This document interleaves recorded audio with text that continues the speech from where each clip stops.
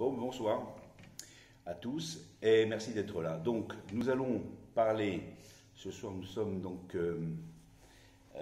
toujours dans la période de Purim et nous savons que il y a une obligation de la Torah, une mitzvah concernant Amalek. Qui est Amalek?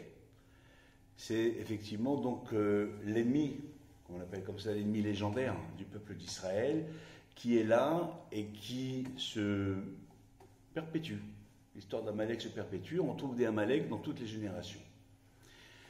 Nous avons, avec la proximité de Purim, une obligation de lire ce qu'on appelle Zachor, le passage de Zachor. Zachor et Asher Azalecha Amalek, souviens-toi de ce que tu as fait Amalek. Et selon certains, c'est le seul passage de la Torah qui soit obligatoire, c'est-à-dire à la lecture. Tout le reste est mini rabbanan, tout le reste c'est une institution rabbinique, mais d'après certains, le passage de Zachor revêt un caractère particulier et il est obligatoire d'assister, aussi bien dans les hommes que pour les femmes, d'assister à Zachor, à la lecture de ce passage. Lequel passage nous dit, c'est un passage qui est à la fin de la parashat Kitetsé, dans Devarim, nous dit Zachor et Asher Azalecha Amalek, souviens-toi de ce que tu as fait Amalek, Baderech en chemin, Betzetchem et Mitzraim en sortant d'Égypte, Asher Karacha Baderech, c'est lui qui t'a rencontré littéralement en chemin lorsque tu sortais d'Égypte. Vaizanev Becha Kolanecheshali Macharecha, il s'est attaqué au plus faible, ça c'est très lâche également. Veata Ayev Veyagea, alors que tu étais épuisé, tu étais fatigué, tu traversais le désert. Velo Ire Elohim, il n'a pas craint Dieu. Et donc ça c'est effectivement, ça se termine par, eh bien, Lo Tishkar, n'oublie pas.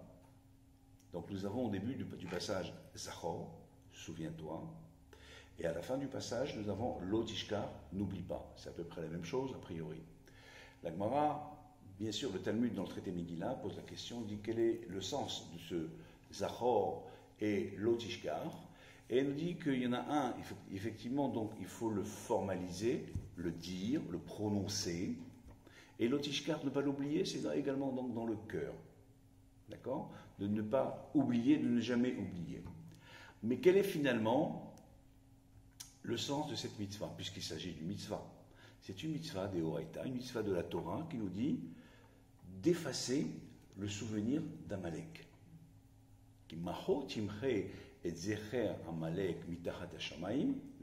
De dessous les cieux, l'otishkar, t'oublie pas. Quel est finalement le sens de cette mitzvah? Sachant que nous savons que les mitzvot nous ont été donnés pour nous élever. Les mitzvot nous ont été donnés pour nous parfaire. Les mitzvot nous ont été donnés pour nous améliorer. Les mitzvot ont un sens. Quel sens peut revêtir cette mitzvah? D'une manière générale, nous avons un commandement dans la Torah qui nous dit Binpol oivecha al tismach. Lorsque ton ennemi tombe, ne te réjouis pas. Nous, on ne se réjouit pas de la chute, de la faille de nos ennemis. Jamais. Bien sûr qu'on doit mener la guerre, bien sûr qu'on doit mener bataille, bien sûr qu'on doit se défendre. Mais on n'a pas le triomphe facile.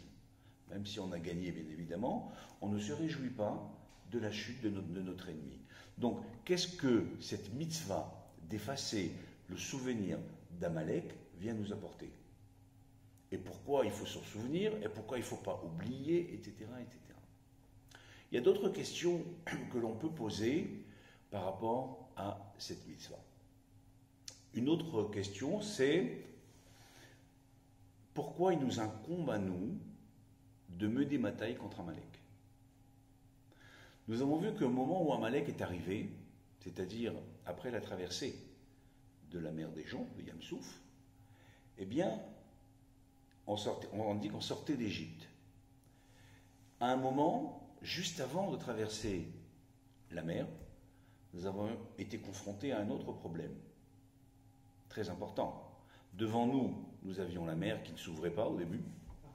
Derrière nous, nous avions le pharaon qui nous poursuit, sous Vérochevo, lui et ses cavaliers et ses chevaux. Que faire? Moshe dit aux enfants d'Israël, après effectivement s'être tourné vers Dieu, Hashem ilachem lachem ve'atem taharishu. Vous n'avez rien à faire. Ayez confiance. Dieu vous a fait sortir d'Égypte, c'est pas pour vous amener dans une galère. Il va faire quelque chose pour vous. Il a déjà fait des miracles et des prodiges, il va encore faire pour vous. C'est Dieu qui va guerroyer pour vous. Hashem ilachem lachem. Et vous, taisez-vous littéralement. Taharishu, taisez-vous. Vous n'avez qu'à attendre. Et effectivement, il a fallu que quelqu'un de brave, de téméraire, de courageux, qui était Narshon ben Aminadav, saute. Ça, c'est effectivement, c'est un principe connu, agi, fait, emboîte le pas, et le ciel t'aidera, mais n'attend pas tout. Donc, eh bien, Narshon ben Aminadav a sauté, puis les choses se sont bien passées, la mer s'est ouverte, ils ont pu traverser à pied sec, etc. En ressortant, la mer s'est refermée sur nos poursuivants, sur nos ennemis. Là, c'était une guerre qui a été entièrement menée par Dieu. Dieu dit à Moshe, je m'en occupe. Mais juste après, lorsque nous avons Amalek qui arrive, Amalek est arrivé, va y avoir Amalek, on va y revenir. Ah, il est venu pour nous attaquer. Amalek, souvenez-vous, c'est celui qui vient nous empêcher d'étudier la Torah et d'entrer en Eretz Israël. Ça va de pair, c'est la même chose. C'est-à-dire d'appliquer les mitzvot, puisque c'est une mitzvot d'aller en terre d'Israël, et que nous savons qu'étudier la Torah en Israël, que la Torah se pratique plutôt en Israël, même avec des discussions, une fois on avait rappelé, que selon certains, la pratique de la Torah en dehors d'Israël, elle est uniquement midirabanan, l'institution rabbinique. C'est-à-dire le Shabbat, quand on l'observe, on le fait juste, bon, c'est pas l'avis de tous, mais en tout cas, selon certains, c'est effectivement uniquement midirabanan. C'est quand même étonnant. Toujours est-il que Amalek, c'est celui qui vient nous refroidir. Justement, c'est écrit dans le Passouk. Amalek, c'est la valeur numérique de Safek, le doute. C'est celui qui vient nous semer le doute. C'est celui qui vient nous rappeler qu'effectivement, il y a possibilité peut-être d'opter pour autre chose, de faire autre chose. En tout cas, il vient nous en empêcher, clairement. Il l'affiche, il vient nous empêcher clairement de faire.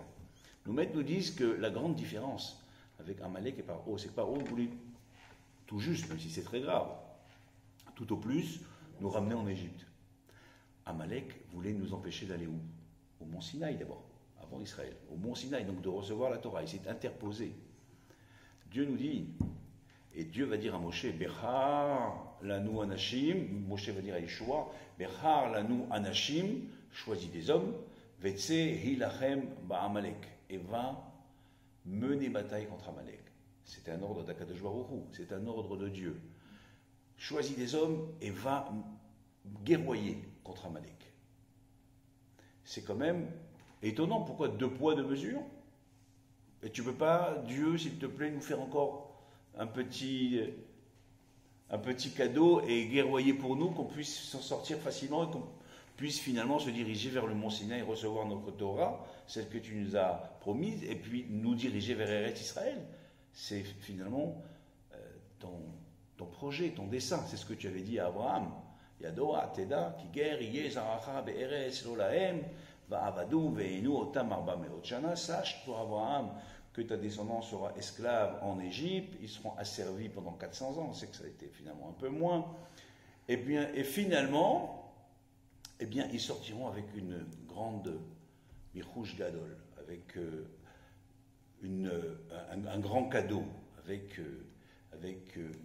quelque chose de beau, de bien. C'est quoi? C'est la Torah, bien évidemment. D'accord? C'est ça qui a à la clé, après ce passage obligé, j'allais dire, donc en état d'esclavage.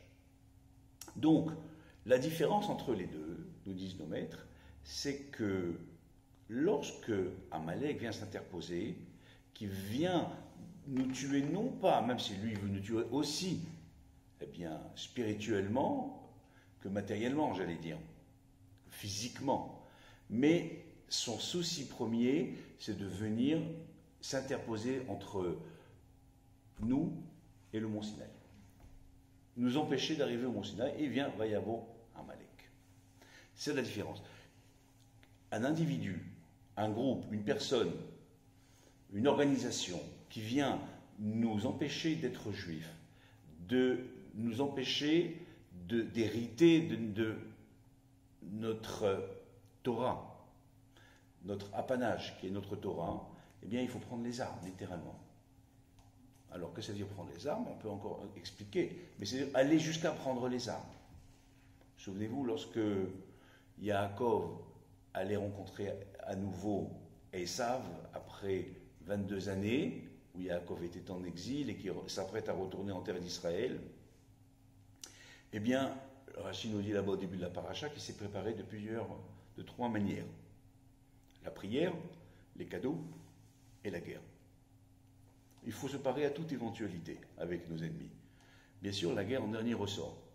Les cadeaux, on va l'amadouer, c'est pas grave. Nous ne sommes pas guerriers, nous ne sommes pas effectivement donc dans la violence. Mais si tu nous dis Amen, on est obligé. La prière, bien évidemment. David Ameler nous dit Ele barechev ele basusim, vanachnu beshem Hashem Elokeinu naskir.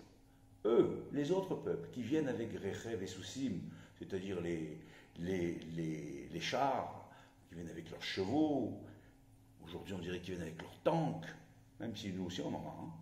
Mais c'est l'ultime recours, d'accord? Eux viennent avec leurs tanks, et nous, Beshem Hashem Elokeinu naskir. On rappelle le nom de Dieu avec notre bouche, qu'on appelle Herev Pipiyot, l'arme de la parole, l'arme des bouches, littéralement. Il y a un sidour qui s'appelle Herev Pipiyot, l'arme de la parole, l'arme des bouches. D'accord? Notre arme à nous, c'est d'abord la prière, c'est d'abord l'étude de la Torah et la prière à Dieu. Après, si effectivement il faut encore aller plus loin, on le fait.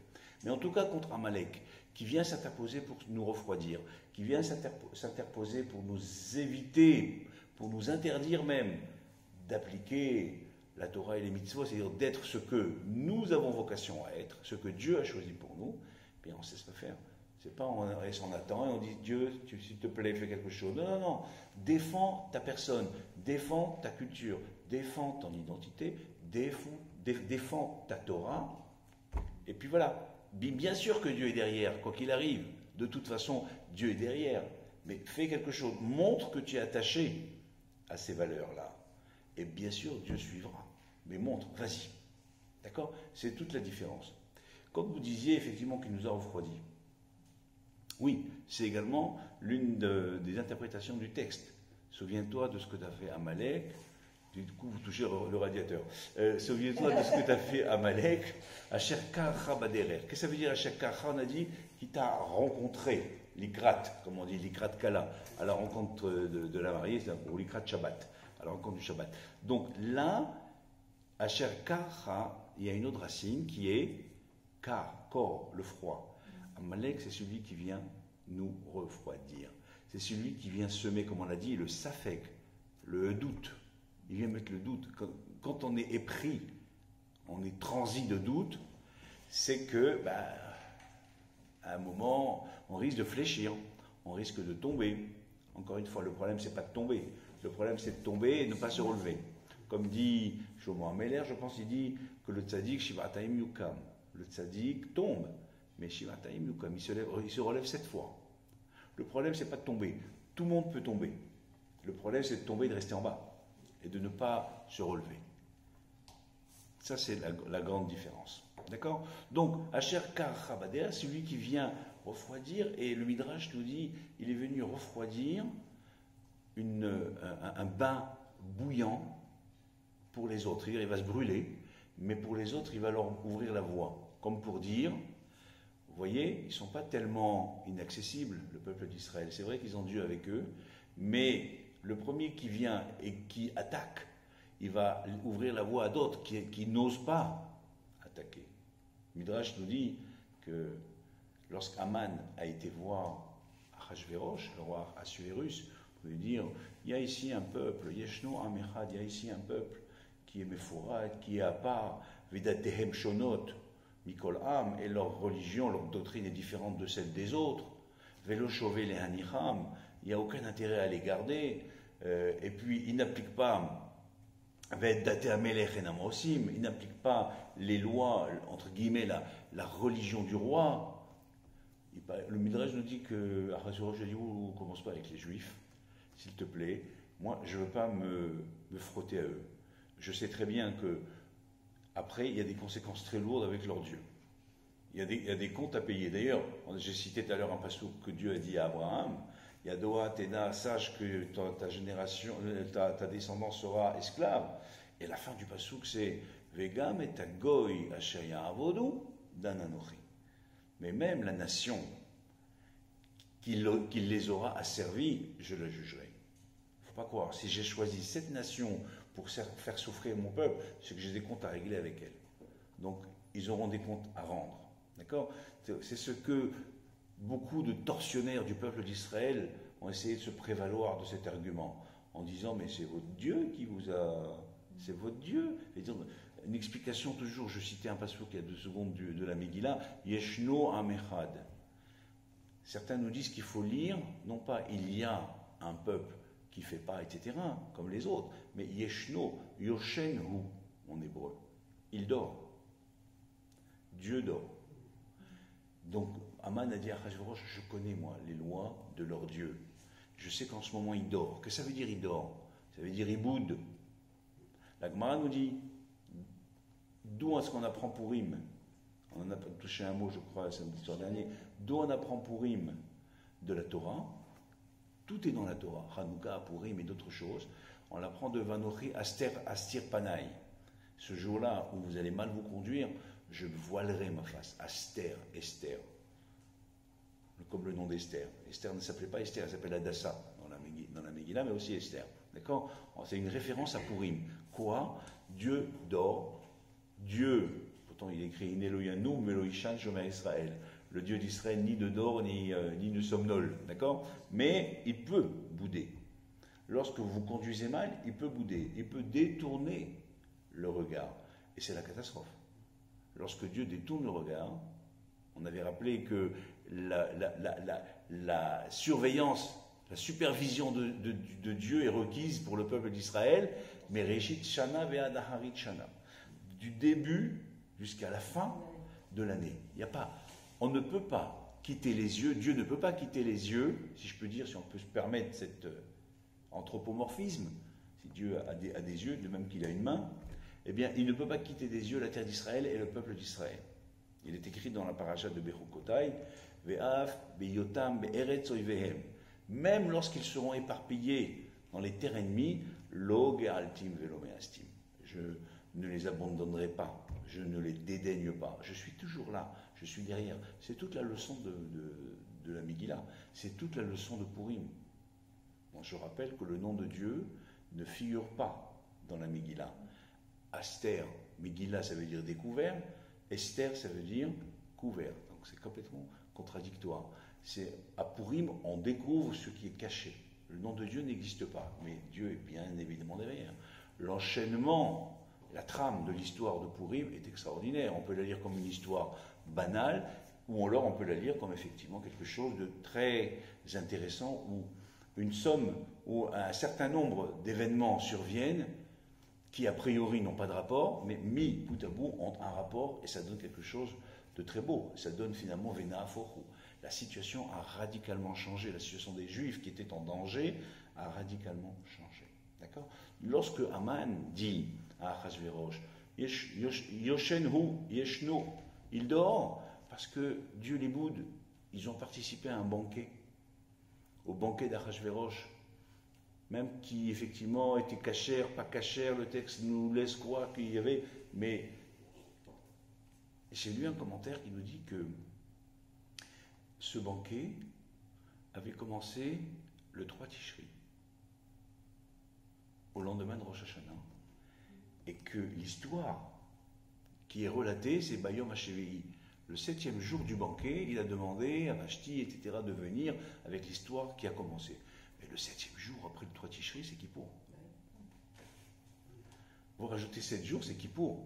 Donc, au lieu d'aller dans des synagogues, ils ont été au festin.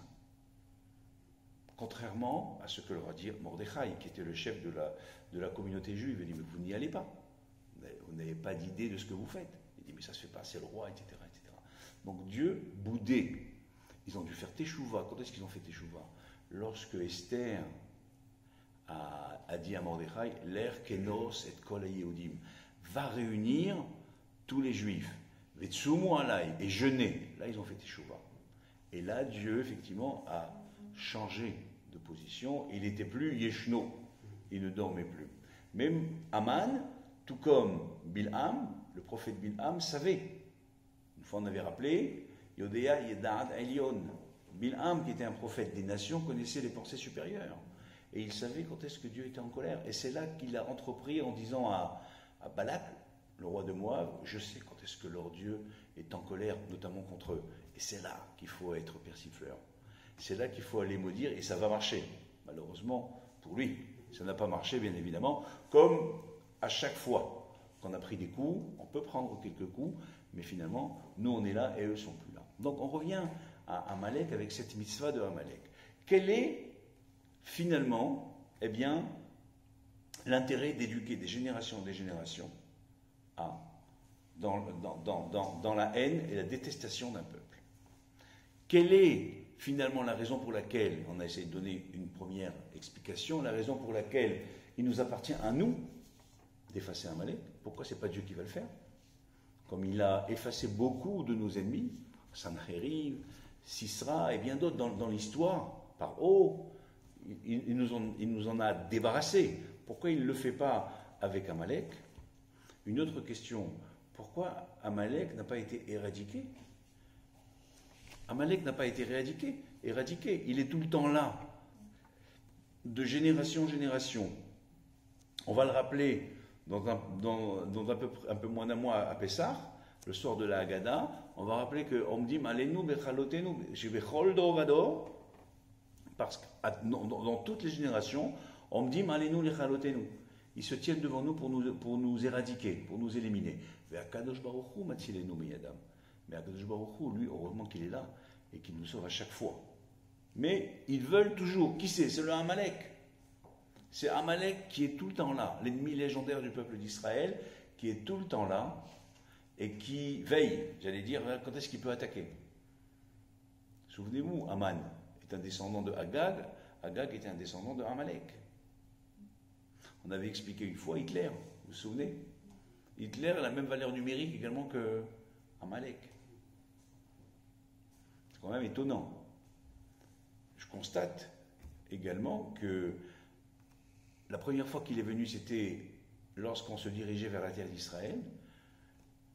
La deuxième fois qu'on s'est dirigé vers la terre d'Israël, vous savez, c'était quand?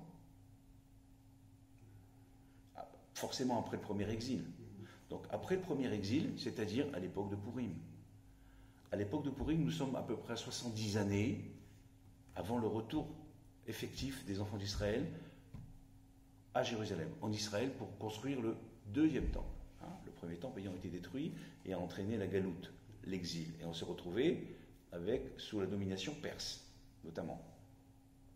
C'était Babel, et puis après Perse. Et donc, nous sommes à quelques encablures du retour des enfants d'Israël en Israël, qui vient s'interposer à nouveau? Amalek, Aman à Agagi. Aman, descendant de Agag, le roi de Amalek. D'accord? Que Shaoul a laissé en vie, etc. C'est un autre dossier. On dit que Mordechai est le Guilgoul de Shaoul. Ah oui, ça c'est encore autre chose. Avec la tribu, etc., de Binyamin. Bon. La troisième fois où il y a eu retour en Israël, c'était quand? C'était il y a 70 ans. C'est tout. C'était il y a 70 ans. Nous sommes, donc à l'échelle de l'histoire, c'est très court, 70 ans. Là, nous sommes retournés en Israël et nous avons vocation à construire le temple. Le troisième temple. Qui nous en a empêchés?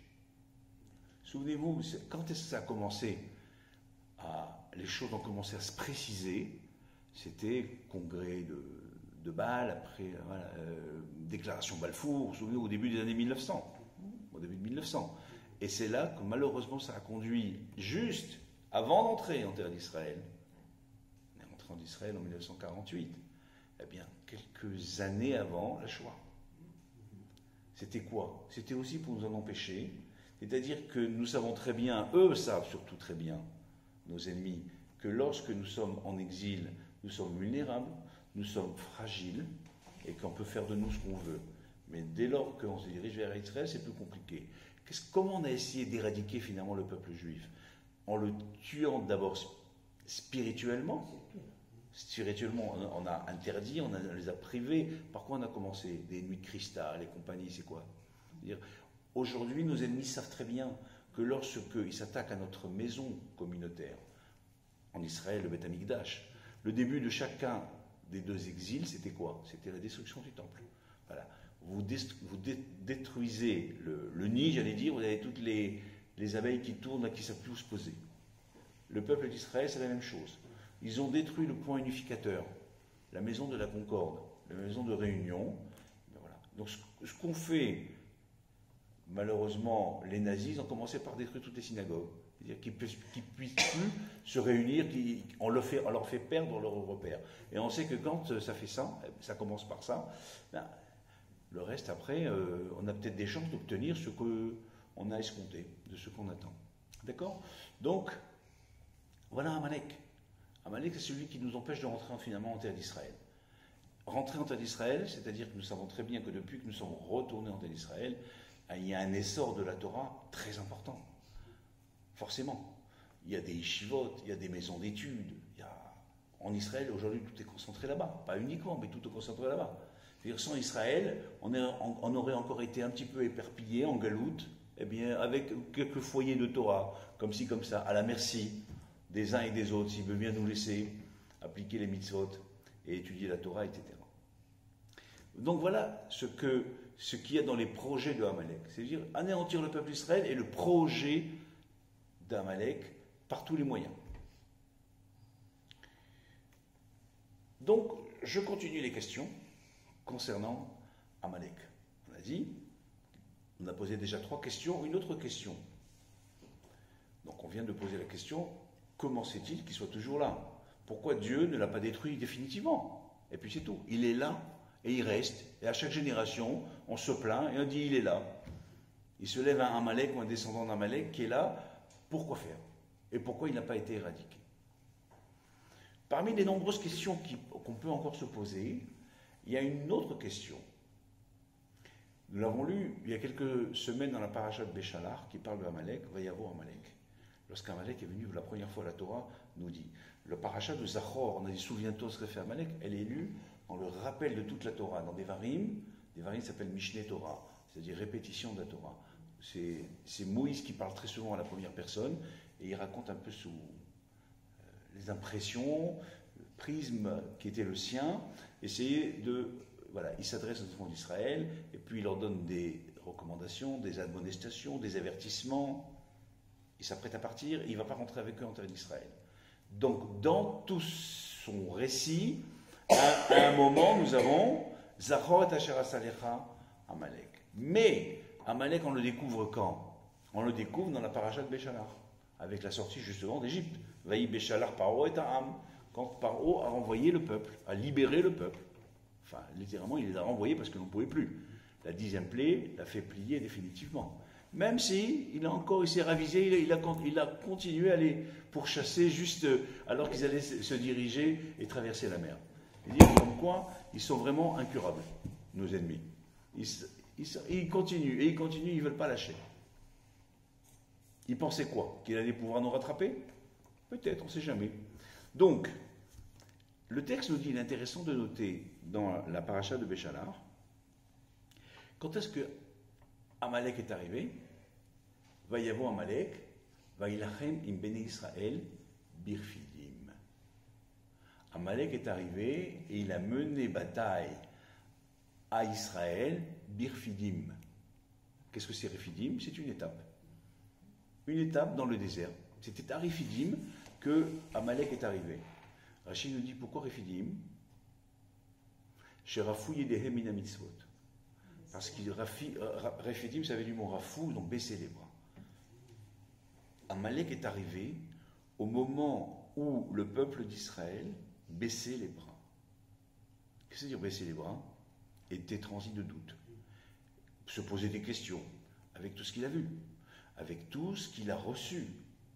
Il y avait déjà la manne, la nourriture céleste, il y a eu déjà, effectivement, eh bien, la traversée, à pied sec. Il y a eu les 10 plaies d'Égypte. Enfin, il y a eu de très belles choses. Rafouiller des ils ont baissé les bras. À quoi on le voit? C'était juste avant, ou plutôt juste après, mais juste avant, il y avait quoi? Le problème de l'eau. Il n'y avait plus d'eau. Il n'y avait pas d'eau. Qu'est-ce qui s'est passé? Eh bien, ils ont commencé, comme le peuple juif sait très bien le faire, à bougonner. Ils ont commencé effectivement à se révolter. Et ça se termine par quoi? Au fait, Haïm yesh Hashem bekir benu im haïn. Dieu est avec nous ou pas? Comment ça, Dieu est avec nous ou pas? Avec tout ce que vous avez vu, vous ne savez pas si Dieu est avec vous ou pas? Et regardez dans le texte là-bas de Béchala, à ce moment-là, il va y avoir Amalek. Immédiatement après dans le Passouk. Y a-t-il Dieu parmi nous ou pas? Il va y avoir Amalek. Donc tout ça, c'est autant d'indications pour essayer de comprendre quel est le sens finalement de ce Amalek. On va essayer de répondre à toutes ces questions qu'on a posées concernant la particularité d'Amalek. Et quel est le sens finalement de cette mitzvah qui nous incombe toujours le Shabbat avant Purim, qui s'appelle Shabbat Zachor. Les Shabbats spéciaux portent toujours un nom, ou de la lecture de la Torah, ou de la Haftara, par exemple, en général. Et donc, quel est le sens de ce Shabbat Zachor et de cette obligation de sortir un deuxième Sefer Torah pour lire Zachor et Asher Asalecha à Amalek? Donc, comme on l'a dit, effectivement, il est arrivé à Rephidim, et nous avons une première indication. Il est arrivé parce qu'ils ont posé des questions en disant est-ce que Dieu est parmi nous ou pas? Comment ça? Et ils ont donc baissé les bras. La première difficulté, on baisse les bras. Avec tout ce que j'ai vu, on baisse les bras. Toutes les promesses, voilà, on a un moment de faiblesse et on baisse les bras. Et à ce moment-là, c'est là que Amalek arrive. Nos maîtres nous donnent deux paraboles qui peuvent paraître enfantines, mais qui sont très, très intéressantes. À propos de ce qu'on vient de dire et de Rephidim, nos maîtres nous donnent une parabole, c'est l'histoire d'un enfant qui se promène avec son père sur ses épaules. Il est en sécurité. Est-ce qu'il y a un enfant plus en sécurité que quand il est sur les épaules de son père, en hauteur, il est protégé, il est le roi, qui est comme lui? Personne, comme on dit. Et donc il est en train de marcher, et puis à chaque fois que quelqu'un passe, il lui dit dis-moi, t'as pas vu mon père? Il continue, il dit t'as pas vu mon père? À un moment, le père est agacé. Qu'est-ce qu'il fait? Il le fait descendre. Il lui dit comment ça? Tu es tellement bien que tu vois pas que tu me vois pas. Forcément, tu es au-dessus, tu ne me vois pas. Tu veux me voir? Ok, je te fais descendre, tu seras plus du tout en sécurité. Il le pose, et qu'est-ce qui arrive? Un chien vient et il le mord. Jusqu'à maintenant, il était en sécurité, maintenant il ne l'est plus. Il dit aïe, aïe, aïe. Il dit voilà, maintenant tu m'as vu au moins. Tu étais tellement bien, tu étais tellement à l'aise que tu ne me voyais pas. Et tu dis est-ce que tu as vu mon père? Est-ce que tu as vu mon père? C'est ce qu'ont fait les enfants d'Israël. Ils ont tout eu. Qui c'est qui pouvait sortir de l'univers carcéral d'Égypte? Personne. Ils ont été sortis d'Égypte. Avec les hototes, les moftim, les diplés, les miracles, et tout ce qui est arrivé. Avec tout ce qu'ils ont vu, ils sont sortis. Et puis à un moment, quand même, il faut qu'ils disent au fait, t'as pas vu mon père? Il existe mon père, il est là. Bon. Donc Dieu nous dit, il n'y a pas de problème. Jusqu'à maintenant, je vous ai porté sur mes épaules. Je vous fais descendre quelques secondes. Et vous allez voir Amalek le chien. Amalek est souvent assimilé au chien. Eh bien, parce que l'autre parabole, il y a aussi une histoire de chien. Eh bien, et Amalek, le chien vient et il est mort. Il dit aïe, aïe, aïe. Il dit ah oui, aïe, aïe, aïe. C'est ça toute la différence. C'est-à-dire que quel est le sens de cette parabole et quel est finalement le sens de ce Zachor? C'est-à-dire que Amalek est là comme un aiguillon. Il est là comme un avertissement. Au moment où on baisse les bras, dans tous les sens du terme, Dieu nous envoie un petit aiguillon, un petit Amalek en puissance qui vient nous réveiller. Nous dire n'oublie pas ceci, n'oublie pas cela. Lorsque, 40 ans après, c'est-à-dire comme on l'a dit tout à l'heure, à la fin de la paracha de Kitetsé, lorsque Moshe Rabbeinu s'est adressé aux enfants d'Israël, et c'est ça qu'on lit dans la paracha de Zachor, quelques versets, très peu, il leur dit, souviens-toi de ce que tu as fait à Amalek. Qu'est-ce que ça veut dire, souviens-toi de ce que tu as fait à Amalek? Pourquoi on va oublier? Non, on n'a pas oublié spécialement. Quel est le sens de ce souviens-toi? Vous savez que le Zachor est très présent. Nous avons plusieurs Zachor dans la Torah. Souviens-toi de ce que Dieu a fait à Myriam, il y a un enseignement également à prendre. Il y a d'autres Zachor également. Lorsque Moshe dit aux enfants d'Israël, Zachor et Asher Azalecha Amalek, il faut le comprendre comment? Eh bien, il y a une deuxième anecdote, une deuxième parabole plutôt, qui est rapportée.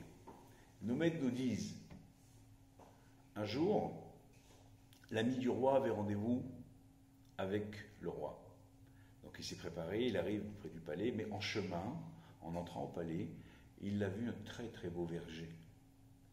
Il y avait un très très beau verger, et puis il rentre, et puis il s'empare de quelques fruits. Ils sont trop beaux ces fruits-là, je vais en prendre quelques-uns.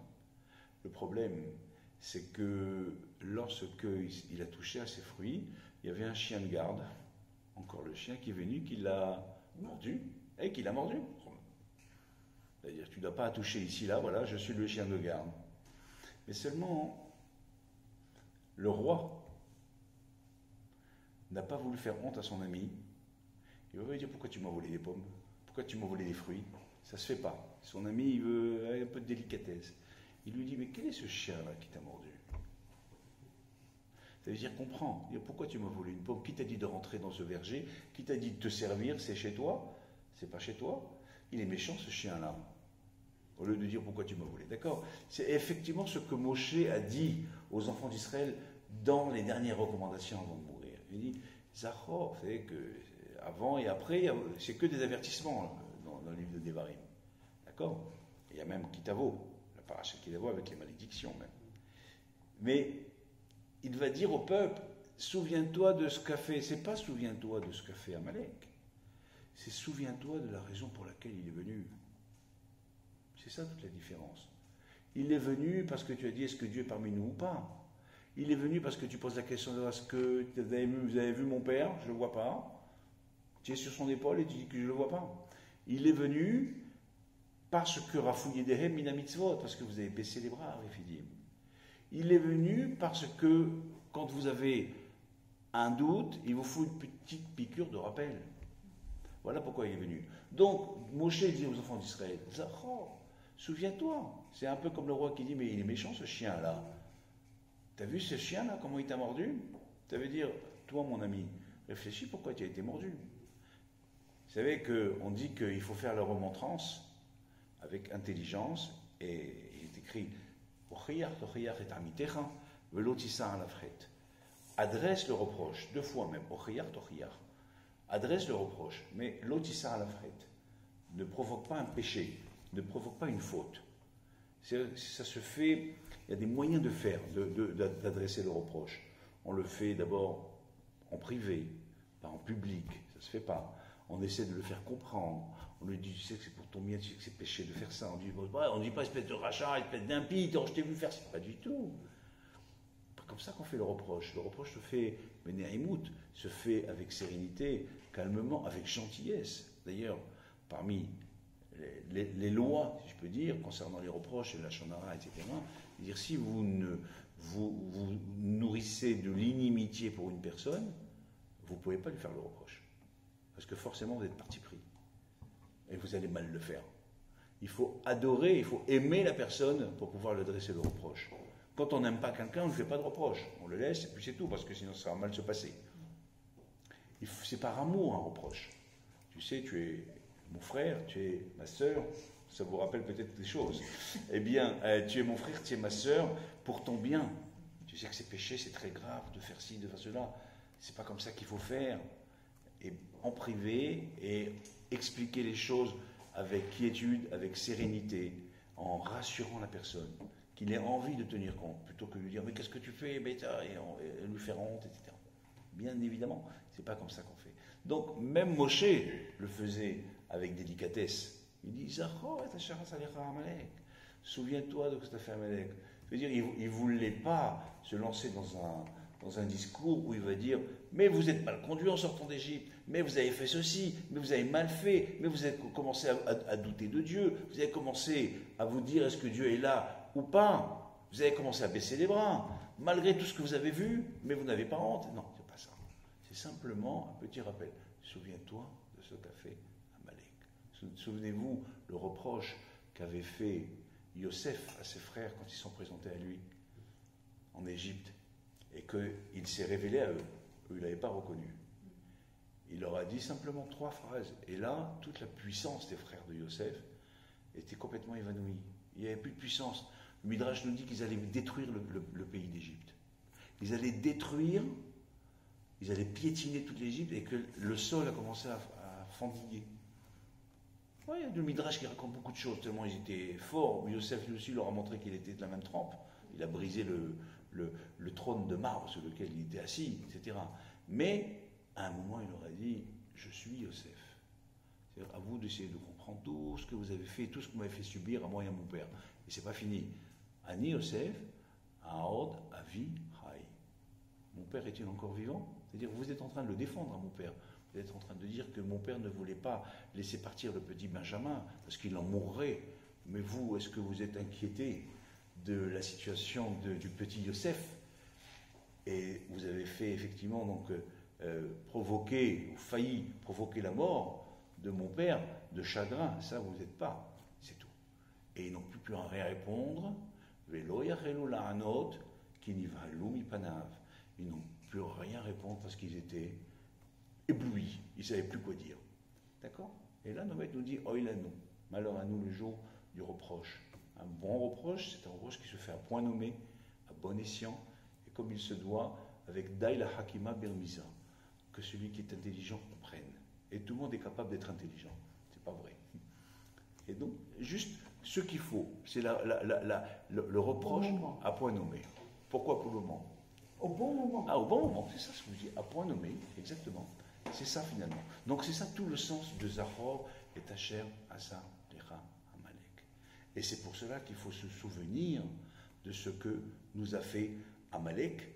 C'est pour cela qu'il faut se souvenir de pourquoi Amalek est venu. Dès lors, combien il est ridicule peut-être, lorsque nous sommes dans les synagogues, chaque fois qu'on entend Aman, des bruits, des trucs, qu'est-ce que tu es en train de faire? C'est pas Aman qu'il faut éliminer finalement. C'est le Haman en puissance qui est en toi. C'est la raison pour laquelle Haman est venu. Il est venu, il a constitué une très grande menace parce que tu as participé à un festin le jour de Kippour, pas Kacher probablement. Voilà pourquoi il est venu. Ah, le texte dans la Megillah nous dit que c'était aussi Kacher, qu'il y en avait pour tout le monde. Kirson, Ish, Vaïch, selon la volonté de chacun. Donc il y avait. Mais bon, c'est vrai que c'est pas toujours bon de prendre un repas. Vous savez, quand on dit qu'un repas ne se prend pas avec n'importe qui, parce que le repas nous rapproche beaucoup. Et donc c'est pour cela que ça favorise les mariages, par exemple. Donc il faut faire attention quand on prend nos repas, avec qui on prend nos repas. C'est pas comme un pot ou un verre, c'est un repas. C'est différent. Souvenez-vous que copain, ça veut dire le même pain. Copain, on partage le même pain. C'est pour ça qu'il y a des lois également dans la halakha. On ne peut pas faire ce qu'on veut. D'accord? Donc, souviens-toi, au lieu de taper comme un bête sur Haman et de mettre des pétards et de tout déranger la lecture de la Megillah, souviens-toi pourquoi Haman est venu. Souviens-toi pourquoi Amalek est venu. Souviens-toi. Alors, c'est vrai que c'est un peu facile de dire, alors, dans ces cas-là, on va mettre la faute et la Shoah. Je vois tout de suite, moi, les premières remarques avec la Shoah, etc. Bon, c'est vrai, ce sont des débats. Mais nos maîtres nous disent que Amalek, et c'est pour cela, on va répondre à cette question, c'est pour cela qu'il n'a jamais été éradiqué, parce qu'il nous appartient à nous de l'éradiquer. Mais il y a encore un point important parmi les questions, une question parmi les questions que je vous ai soumises tout à l'heure, qui est peut-être la plus importante et que je n'ai pas encore soumie. Il est écrit dans Béchalar, toujours, où on parle de Amalek, il nous dit que on va y avoir Amalek, va ilachem ibn Israël birfidim, il est venu, il a mené bataille à Refidim, et puis à la fin du passage, nous avons qu'il y a dans le Kessia, il haman Hashem Amalek midor dor. car, et c'est Dieu qui parle, si je peux dire, Yad al-Kessia, Dieu dit, car la main, c'est pour ça qu'on parle de la main de Dieu également, al-Kessia, sur le trône de Dieu, je jure qu'il va falloir lutter contre Amalek, midor, d'or, de génération en génération. Ça veut dire déjà, on nous annonce que Amalek va rester là dans son potentiel, il est là. Mais qu'est-ce que ça veut dire la main sur le trône? Et puis la main sur le trône est écrite de manière défective. Il manque. Qu'est-ce? C'est pas qui c'est, c'est qu'est-ce. Qui c'est, il y a, normalement on aurait dû dire. Il y a écrit qu'est-ce. Et il y a Yud-Ke, c'est la moitié du nom de Dieu. Rashi nous dit que Dieu a juré que son nom ne sera complet. Pas Yud-Ke, mais Yud-Ke Vav-Ke. Et que son trône ne sera complet, la plénitude de son trône, que lorsque la guerre contre Amalek aura été menée. Quand même important. Qu'est-ce que ça veut dire? Et c'est sur les épaules d'Israël que cette responsabilité réside. Puisqu'on a compris qu'il appartient à nous de lutter contre Amalek. Donc c'est finalement sur les épaules d'Israël que repose la plénitude du nom de Dieu et la plénitude du trône céleste. Comment? Lorsqu'Israël mène bataille contre Amalek, lorsqu'Israël mène bataille contre le Safek, contre le doute, caractérisé par Amalek, lorsqu'Israël mène bataille contre le relâchement, contre Réphidim, lorsqu'Israël mène bataille contre,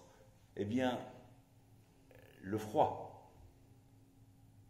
Tenez-vous à le froid que jette, si je peux dire en nous, ce Amalek. C'est ça qui yad al-Kessia milchama lachem ba'amalek midor dor. Car c'est Dieu qui jure, la main sur son trône, je jure que la guerre contre Amalek doit être menée midor dor, tout le temps. C'est-à-dire à chaque fois, de génération en génération, quand le peuple d'Israël viendra à douter, viendra à faiblir, viendra à se poser des questions, il va falloir qu'ils mènent bataille contre ça, qu'ils se ressaisissent. Comment? On n'est pas sorti de l'auberge. Pourquoi? Parce qu'on continue toujours. Bien sûr, c'est vrai, mais un jour viendra. Amen. Comme ça c'est écrit. Où on mènera bataille et on éradiquera Amalek définitivement. À ce moment-là, on retrouvera la plénitude du nom de Dieu et on retrouvera la plénitude du trône céleste. C'est ça qui est important. Et voilà comment on lutte contre Amalek. D'accord? Et voilà pourquoi on lit ce passage de Zachor, et voilà pourquoi il est tellement important, voire le plus important, dans les lectures de la Torah, de lire, selon notamment Tosfot dans la Gemara, qui nous dit que c'est effectivement le passage le plus important, le plus en tout cas obligatoire, le plus obligatoire de toutes les lectures de la Torah que nous avons tout au long de l'année. C'est effectivement celui du Zachor, parce qu'il conditionne finalement toute la situation des enfants d'Israël et la bonne marche du peuple. Elle dépend de cela.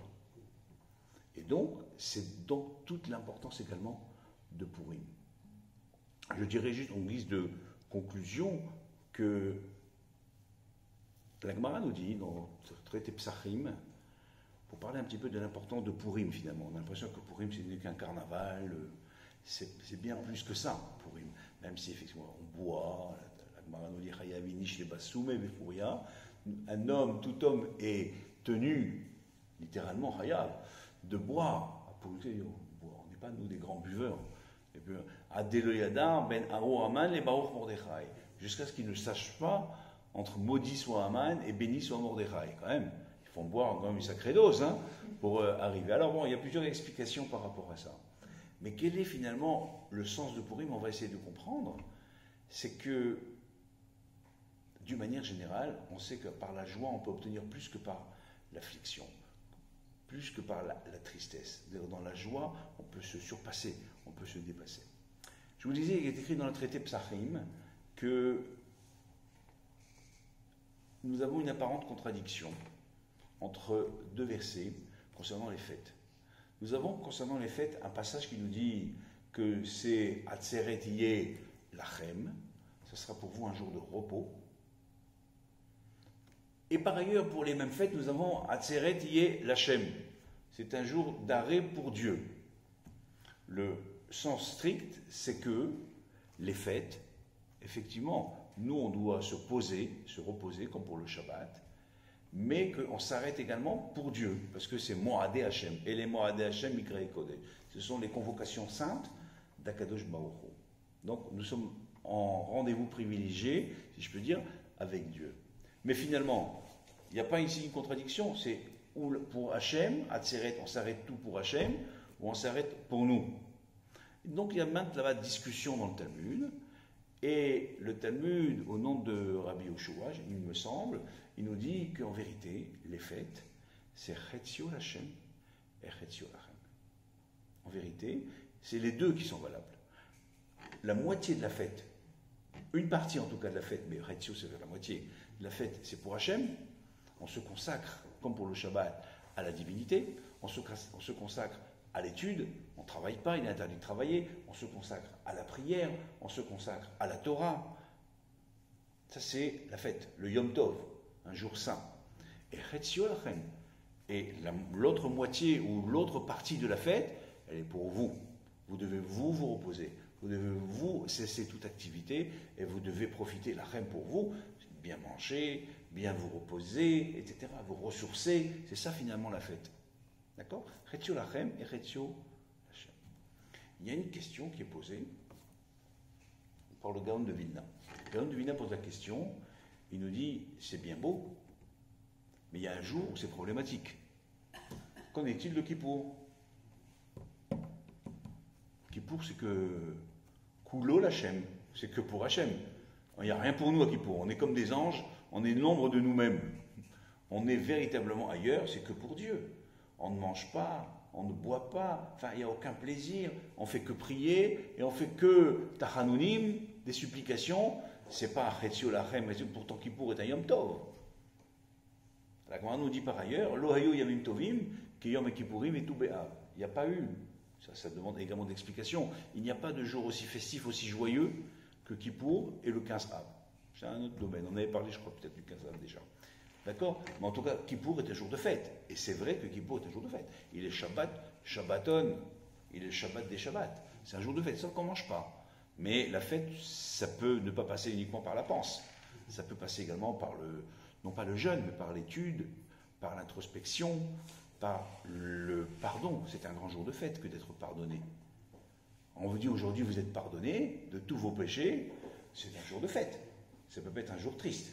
Alors c'est vrai, on est triste parce qu'on n'a pas bu, parce qu'on n'a pas mangé, parce qu'on ne veut pas se parfumer, on ne veut pas se frictionner, on ne peut pas... Bon, d'accord, on est comme des anges. Mais c'est un jour de Yom Tov, Kippour, on est bien habillé. C'est pas parce que c'est un jour de jugement que, voilà, on est bien habillé, on vit Yom Tov. Et la prière, c'est une prière de Yom Tov. D'accord? Sauf qu'on mange bien avant, et on mange bien après, pas pendant. D'accord? Donc, comment expliquer... Il nous faut bien une journée entière ça fait du bien. pour digérer tout ce qu'on a mangé. Oui, parce que c'est une mitzvah de manger le 9. La Torah parle du 9 et du 10. Pourquoi on nous parle du 9? Le 9 au soir, où le jeûne commence. Mais le Talmud nous dit que c'est le 9 qu'il faut manger pour 2 fois. Je vais dire, ou même plus. Plus on a mangé, plus on a le même mérite que si on avait jeûné 2 jours.